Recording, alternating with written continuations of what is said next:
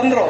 ಅದು ತಂದ ಮೇಲೆ ನಮ್ಮ 2019 ಜನವರಿ 1ನೇ ತಾರೀಕಿಂದ ನಮ್ಮ ಗಾಡಿಗಳು ವಿತೌಟ್ ಟ್ರ್ಯಾಕಿಂಗ್ ಸಿಸ್ಟಮ್ ಇಲ್ಲ ಅಂದರೆ ರಿಜಿಸ್ಟ್ರೇಷನ್ ಆಗ್ತಾ ಇಲ್ಲ, GPS ಇಲ್ಲ ಅಂದರೆ ರಿಜಿಸ್ಟ್ರೇಷನ್ ಆಗ್ತಾ ಇಲ್ಲ.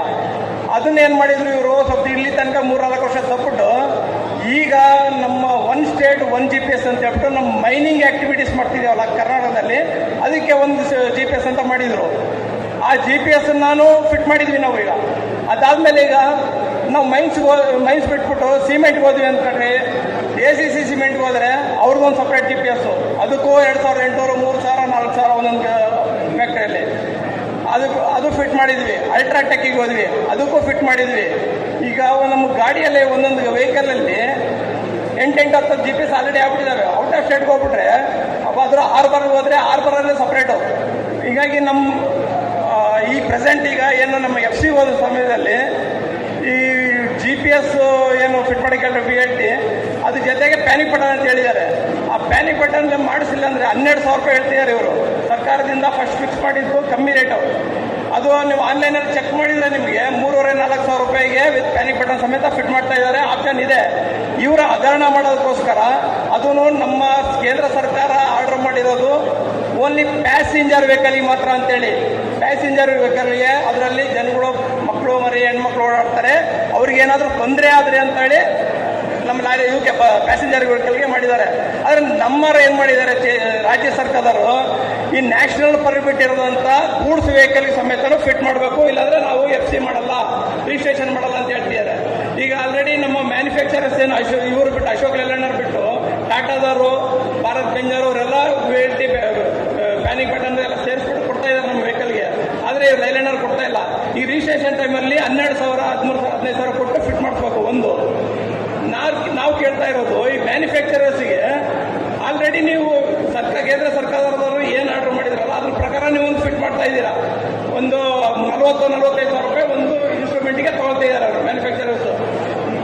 ಈ ಸರ್ಕಾರದವರು ಈಗ ನಮಗೆ ಆದೇಶ ಮಾಡೋದು ಈ ಮ್ಯಾನುಫ್ಯಾಕ್ಚರರ್ಸ್ಗೆ ಅವ್ರು ಏನು ಇನ್ಸ್ಟ್ರೂಮೆಂಟ್ ಫಿಟ್ ಮಾಡ್ತಾ ಇದಾರಲ್ಲ ಅದಕ್ಕೆ ಇನ್ನೂ 1 ಸಿಮ್ಮು 2 ಸಿಮ್ಮು 4 ಸಿಮ್ಮು ಹಾಕ್ಬಿಟ್ಟು ನಿಮ್ಮೇನು ಒಂದು ಲಿಂಕ್ನ ಕೊಟ್ಬಿಟ್ರೆ ಯಾರಿಗೆ ಮೈಸಂಜೆಲ್ಲರಿಗೆ ಒಂದು ಈ ಸಿಮೆಂಟ್ನವ್ರಿಗೆ ಒಂದು ಯಾರಿಗಾರಿಗೆ ಅವಶ್ಯಕತೆ ಇದೆಯಲ್ಲ ಅಷ್ಟು ಸಿಮ್ ನಂಬಿಕೆ ಇನ್ನೂ 10,000-20,000 ರೂಪಾಯಿ ಮ್ಯಾನುಫ್ಯಾಕ್ಚರ್ ಕೇಳಿ ನಾವು ಕೊಟ್ಬಿಟ್ಟು ಫಿಟ್ ಮಾಡ್ಕೊಂತೀವಿ.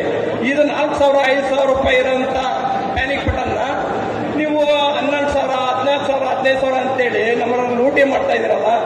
ದಯವಿಟ್ಟು ಸರ್ಕಾರದಿಂದ ಮ್ಯಾನುಫ್ಯಾಕ್ಚರರ್ಸ್ಗೆ ಒಂದು ಆರ್ಡರ್ ಮಾಡಿ. 2019ರಲ್ಲಿ ನೀವೇನು ಮ್ಯಾನುಫ್ಯಾಕ್ಚರ್ GPS ಫಿಟ್ ಮಾಡಿದ್ರೆ ರಿಜಿಸ್ಟ್ರೇಷನ್ ಮಾಡಲ್ಲ ಅಂತ ಹೇಳಿದ್ರಲ್ಲ, ಅದೇ ಥರ ನೀವು ಈ ಮೈಸಂಜಿಯಾಲಜಿಗೆ ಯೂಸ್ ಮಾಡ್ತಿದ್ದೀರಲ್ಲ ಅದೇ ಒಂದು. ಆಮೇಲೆ ಈ ಸಿಮೆಂಟ್ನವರು ಪ್ರತಿಯೊಂದು ಏನು ವೆಹಿಕಲ್ಗೆ ಒಂದು ಸಿಂಗಲ್ ಯೂನಿಟ್ನ ಫಿಟ್ ಮಾಡೋಕ್ಕೆ ವ್ಯವಸ್ಥೆ ಮಾಡಬೇಕು ಅಂತ ನಮ್ಮ ಫೆಡರೇಷನ್ನಿಂದ ಸರ್ಕಾರಕ್ಕೆ ಒಂದು ಪತ್ರ ಬರೀಬೇಕು. ಎಲ್ಲ ಸೇರಿ ಒಂದೇ ಒಂದು ಇನ್ಸ್ಟ್ರೂಮೆಂಟು, ಅದರಲ್ಲೇ 1 ಅಲ್ಲ 5 ಅಲ್ಲ 10 ಸಿಮ್ ಹಾಕೊಳ್ಳಿ, ಇನ್ನೂ 10 ಅಲ್ಲ 20 ಅಲ್ಲ 50,000 ರೂಪಾಯಿ ಕೇಳಿ ಮ್ಯಾನುಫ್ಯಾಕ್ಚರ್ಸ್ ಇದು ಇನ್ಸ್ಟ್ರೂಮೆಂಟ್ಗೆ. ಆದರೆ ಈ ದಿವಸ ಒಂದೊಂದು 19ರಲ್ಲಿ ಒಂದು, 21ರಲ್ಲಿ ಒಂದು, 24ರಲ್ಲಿ ಒಂದು, ಈ ಮುಂದೆ ಇನ್ನೇನು ಕಾನೂನು ತರ್ತೀರಾ? ಇದೇ ಲಾಸ್ಟ್ ನಿಮ್ಮದು GPS ನಿಷ್ಠೆನೆ ಯಾವುದು ಫಿಟ್ ಮಾಡ್ಕೊಳ್ಳೋ ಹಂಗಾದ್ರೆ ಒನ್ ಟೈಮು ನಮ್ಮ ವೆಹಿಕಲ್ಗೆ ಒಂದು ಫಿಕ್ಸ್ ಮಾಡಿಬಿಡ್ರಿ. ಇಷ್ಟು ಸಿಮ್ ಹಾಕ್ಬಿಟ್ಟು ಇಷ್ಟು ಲಿಂಕ್ ಡಿವೈಸ್ಗೆ ನಾವು ಲಿಂಕ್ ಕೊಟ್ಬಿಟ್ಟು ಮಾಡಿಬಿಡಿ. ನಾವೇನು ಕೇಳ್ತಾ ಇಲ್ಲ, ನಾವು ಬೇರೆ ನಾವು ಅಪೋಸ್ ಮಾಡ್ತಿಲ್ಲ ನಾವು. ಆದರೆ ದಿವಸ ಒಂದೊಂದು 6 ತಿಂಗಳ ವರ್ಷಕ್ಕೆ ಒಂದೊಂದು ನೀವು GPS ಇನ್ನೊಂದು ಅಂತೇಳಿ ನಮ್ಮ ಲಾರಿಯವ್ರ ಮೇಲೆ 12,000, 10,000. ಆಮೇಲೆ ಈಗ ಹೊಸದಾಗಿ ಏನು ಮಾಡಿದ್ದಾರೆ, ಒಂದು ಸೈಡ್ ಒಂದು GPS ಮಾಡಿದ್ರಲ್ಲ ಅದ್ರ ರಿನ್ಯೂವಲ್ ಮಾಡಿಸ್ಬೇಕು. ಅದು ರಿನ್ಯೂವಲ್ ಮಾಡ್ಸೋಕ್ಕೆ ರೀಚಾರ್ಜ್ ಮಾಡ್ಸೋಕ್ಕೆ 5,000 ರೂಪಾಯಿ ಕೇಳ್ತಾ ಇದ್ದಾರೆ. 5,000 ರೂಪಾಯಿ ನಮ್ಮ ಚಿತ್ರದುರ್ಗ, ತುಮಕೂರು, ಬಳ್ಳಾರಿ, ವಿಜಯನಗರ, ಹುಬ್ಬಳ್ಳಿ ಈ 5-6 ಡಿಸ್ಟ್ರಿಕ್ಟ್ನವರು ನಾವು ಮೈನಿಂಗ್ ಆಕ್ಟಿವಿಟೀಸಲ್ಲಿ ನಂಬ್ಕೊಂಡಿದ್ದೀವಿ. ನಾವು 5-6 ಡಿಸ್ಟ್ರಿಕ್ಟ್ನವರು ಸಾವಿರಾರು ಗಾಡಿ ಮೈನಿಂಗ್ ಆಕ್ಟಿವಿಟೀಸಲ್ಲಿ ಓಡ್ತಾ ಇದ್ದಾವೆ. ಈಗ 5-6 ಡಿಸ್ಟ್ರಿಕ್ಟ್ಗಳು ಸಾವಿರಾರು ಗಾಡಿಗಳಿಗೆ ತೊಂದರೆ ಆಗಿರೋದು. ಒಂದು ಯೂನಿಟಿಗೆ ಇವರು 4-5,000 ಹಂಗೆ ರೀಚಾರ್ಜ್ ತಗೊಂಡ್ರೆ, ಮೊನ್ನೆ ಒಂದು ರಿನ್ಯೂವಲ್ ಮಾಡ್ಕೊಂಡ್ರೆ 550 ರೂಪಾಯಿ ಅಂತೇಳಿ ಮಾಡ್ಕೊಂಡ್ವಿ. ಈಗ 5,000 ರೂಪಾಯಿ ಅಂತ ರೀಚಾರ್ಜ್ ಮಾಡೋದಕ್ಕೆ. ಇದು ಏನು ನ್ಯಾಯ? ಇದು ಸರ್ಕಾರದವ್ರು ಏನು ಮಾಡ್ತಾರೆ? ಲೂಟಿ ಮಾಡ್ತಾರೆ. ಸರ್ಕಾರದವ್ರು ಕೇಳ್ತಾ ಇದ್ದಾರಾ, ಇವ್ರು ಡಿವೈಸರ್ಸ್ ಫಿಟ್ ಮಾಡಿದಾರಲ್ಲ ಅವ್ರು ಕೇಳ್ತಾ ಇದ್ದಾರೆ ಈ ಅಮೌಂಟ್ನ. ನಮಗೆ ಕ್ವಶನ್ ಮಾರ್ಕ್ ಇದೆ. ಇದು ಯಾರಿಗೆ ಕೊಡ್ತಾ ಇದೀವಿ ನಾವು? ಯಾರಿಗೆ ಕೊಡ್ತಾ ಇದೀವಿ? ಏನಕ್ಕೆ ಕೊಡ್ಬೇಕು ನಿಮಗೆ? ನೀವು ಸರ್ಕಾರದಿಂದ ನಮ್ಮ ವೆಹಿಕಲ್ ಟ್ರ್ಯಾಕ್ ಮಾಡ್ತಾ ಇದ್ದೀರಾ. ನಮ್ಮ ವೆಹಿಕಲ್ ನೀವು ಟ್ರ್ಯಾಕ್ ಮಾಡ್ತೀರಾ ಅಂದಮೇಲೆ ನಮಗೇನು ಅವಶ್ಯಕತೆ ಇಲ್ಲ. ನಮಗೆ ಬೇಕಾದ್ರೆ ನಾವು ಹಾಕೊಂತೀವಿ, ನಮ್ಮ ವೆಹಿಕಲ್ ನಾವು ಟ್ರ್ಯಾಕ್ ಮಾಡ್ಕೊಂತೀವಿ. ನಿಮಗೆ ಅವಶ್ಯಕತೆ ಇದ್ರೆ ಸರ್ಕಾರಕ್ಕೆ ನಮ್ಮ ವೆಹಿಕಲ್ ಟ್ರ್ಯಾಕ್ ಮಾಡೋ ಅವಶ್ಯಕತೆ ಇದ್ರೆ ನೀವು ಫಿಟ್ ಮಾಡಿಸ್ರಿ. ನೀವು ಸರ್ಕಾರದಿಂದ ಒಂದು GPS ಹಾಕೊಂಡ್ರಿ, ನೀವು ಎಲ್ಲಿ ಬೇಕಾದ್ರೆ ನೀವು ಕಂಟ್ರೋಲ್ ಮಾಡ್ಕೊಂಡು ಎಲ್ಲಿ ಬೇಕಾದ್ರೆ ಟ್ರ್ಯಾಕ್ ಮಾಡ್ಕೊಂಡ್ರಿ. ನಮ್ಮ ವೆಹಿಕಲ್ನ ನಮಗೆ ಅವಶ್ಯಕತೆ ಇದ್ರೆ ನಾವು ಮಾಡ್ಕೊಂತೀವಿ. ಎಲ್ಲರೂ ಒಂದೊಂದು ಈಗ ಮೈನ್ಸರು ಸಿಮೆಂಟ್ನವರು ಎಲ್ಲರೂ ನಮ್ಮ ಗಾಡಿ ಟ್ರ್ಯಾಕ್ ಮಾಡ್ತಿದ್ದಾರೆ. ಇದೇನು ಫೈನಾನ್ಸ್ ಅವರು ಬಾಕಿ ಉಳಿದಿದ್ದಾರೆ. ಫೈನಾನ್ಸ್ ಅವರು ಒಂದು ನಮ್ಮ ಗಾಡಿಗೆ GPS ಫಿಟ್ ಮಾಡ್ಬಿಟ್ರೆ ಇನ್ನೇನು ನಮ್ಮ ಗಾಡಿ ನಾವೇನು ಇದೇ ಮಾಡೋದು ಬೇಡ. ಹೆಚ್ಚು ಕಡಿಮೆ ಆದರೆ ಅವರೇ ಗಾಡಿ ನಿಮ್ಮ ಗಾಡಿ ಇಲ್ಲೇ ಐತೆ, ಲೋಡ್ ಆಯ್ತಾ ನೋಡಿ ಅಂತ ಬೇಕಾದ್ರೆ ಹೇಳ್ಬಿಡ್ತಾರೆ.